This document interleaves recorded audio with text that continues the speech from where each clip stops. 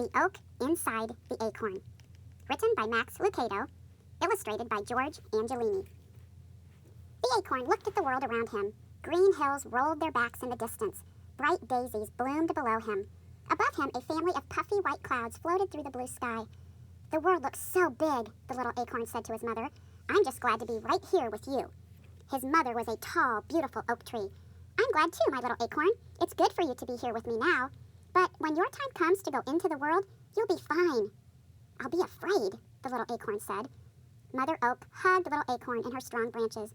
Within you is a great oak, little acorn. Just be the tree God made you to be. The thought of letting go and leaving the safety of his mother's branches was scary to little acorn, so he tried not to think about it. But deep down inside, he knew the time was coming. One by one, his brothers and sisters had been letting go and saying goodbye. They had been afraid too, but their mother had assured them with the same words. Within you is a great oak. Just be the tree God made you to be. Each time he heard this, little acorn would look at himself and say, an oak in me? He was so small, it was hard for him to believe he could ever be a tree. The time to let go came sooner than little acorn wanted. It started with a bump. He was resting one summer afternoon, thankful for the coolness in the shadow of the leaves, when, thud, the tree shook. His mother's branches trembled, and little acorn began to swing back and forth. A farmer's pickup had accidentally backed into the tree trunk. Little acorn had swung before, stirred by the wind, bumped by climbing kids, and each time he'd always held on, but not this time. He tried. He pressed his thin stem into the branch as hard as he could. It didn't work. He was a heavier acorn than he used to be, and his stem began to pull away from the branch. Uh-oh, Mom? It's okay, little acorn, Mother Oak assured him. You can't hang on forever. It's time. You've got to let go. Down he fell, flipping over and over, softly slipping through the leaves until he bounced on something hard. He had landed in the back of the pickup truck. The truck vibrated and began to drive away. It's okay, little acorn, his mom called out. Within you is a great oak. Just be the tree God made you to be.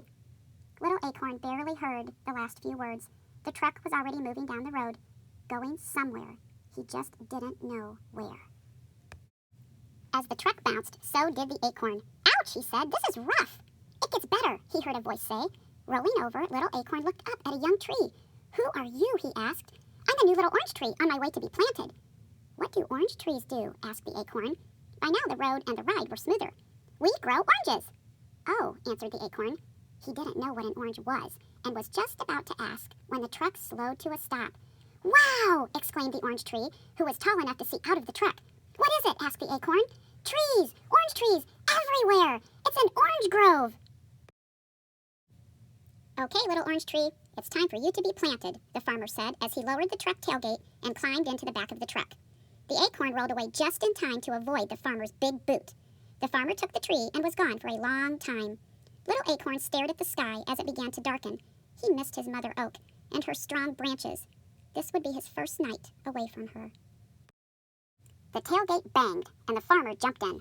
A quick sweep, he said, and I'm headed home. Little acorn had never seen a broom. He barely saw this one before it sent him high in the air. He landed in soft dirt. I wondered what happened to you. It was Orange Tree. Little acorn was happy to hear a familiar voice. Is this your new home? It sure is, Orange Tree said, and it looks like it's your home too. Little acorn had one more question. Orange Tree, what do I do next? Orange Tree's voice was sleepy. Just settle in, little friend, and rest. God will make you grow. And so little acorn did just that. He rested. That night, the next day, that week, the next month, there in the soft soil surrounded by orange trees, he sank deeper and deeper into the ground and slumbered. He slept a long, long time. When little acorn awoke, he didn't know where he was. He stretched upward, and when he did, he kept stretching higher and higher until he popped out of the dark dirt into the sunlight. Well, look who's awake, announced Orange Tree. Little acorn looked around and then up. Hello, Orange Tree. Have I been sleeping long? Long enough to become a small tree. Little acorn looked down at himself and said, I've changed. His round shell was now a slender trunk. You are growing up, Orange Tree said. Now you are a little oak. Little Oak straightened himself and remembered his mother's words. Within you is a great oak. Maybe she was right, he thought, and he stood a bit taller. But even at his tallest, he was much smaller than the big orange trees.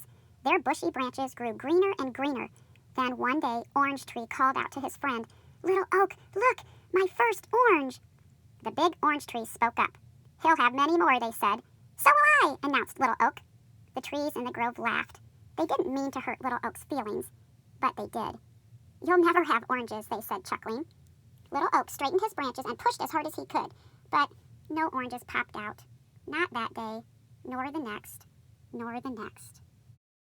When the farmer came to collect the fruit, Little Oak was worried. He had none to give. "Well, hello, Little Oak," the farmer greeted. "How did you get here?" The farmer walked away, and when he returned, he carried a big shovel. "I know just the place for you." He lifted the new little oak tree out of the ground. "Bye-bye, my friend," said Orange Tree. The farmer didn't take Little Oak too far away. He carried him out of the grove to his own big white house. The farmer chose a spot in the backyard, overlooking the orange grove. "Let's see how you do here," he said. Then he dug a deep hole and set Little Oak inside it. He placed dirt around Little Oak and pressed it tightly around the tree's roots. Little Oak liked his new home. For the first time, he stood taller than almost everything around him. Little Oak was stretching his roots into the dirt when he heard, "Hi, I'm Pink Petunia. Who are you?" Little Oak looked at the bright flower near the house. He started to answer, but Pink Petunia didn't give him time. "Rosie is next to the house."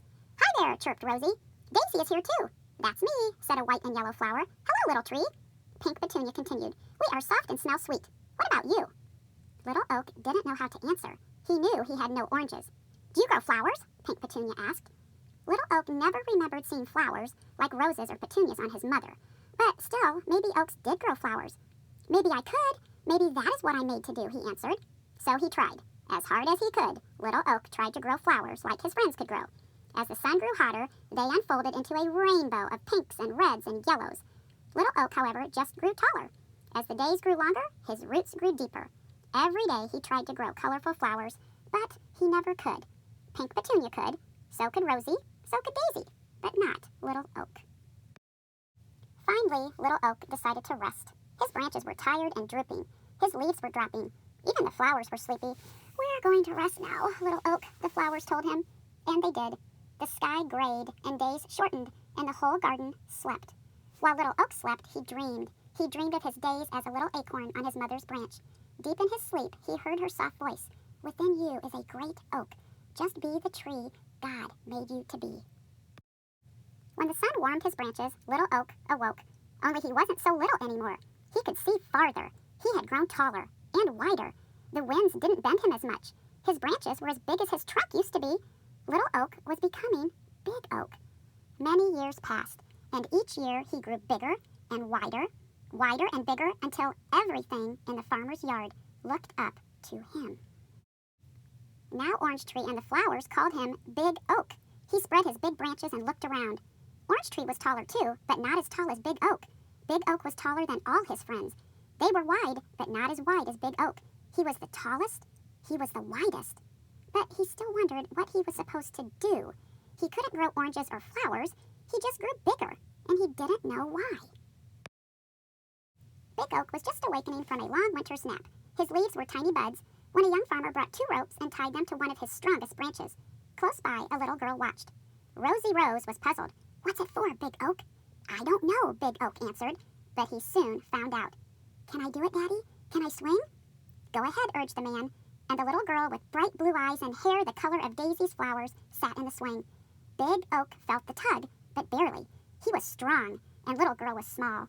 With her daddy's help, she swung forward. Not too far, but farther the next day, and farther the next.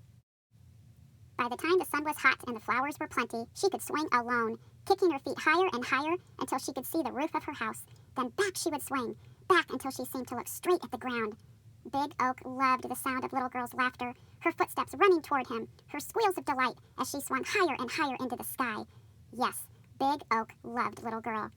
When she swung, he stood strong. When her daddy built her a tree house in Big Oak's branches, Big Oak gladly held it. When little girl stretched out on the grass to watch the clouds float, Big Oak shaded her. She played in his branches, climbed his trunk, rested in his shadow, and together they grew. Each year, both taller. Each year, both stronger. When gray skies brought cold days, Big Oak slept and the swing hung silent and the playhouse stayed empty. When blue skies brought warm days, they laughed and played. Little girl talked and he listened. And at last, Big Oak knew he had become the tree God made him to be. One day, Little Girl came to Big Oak with a little boy, though neither was too little. They sat on his branches and talked.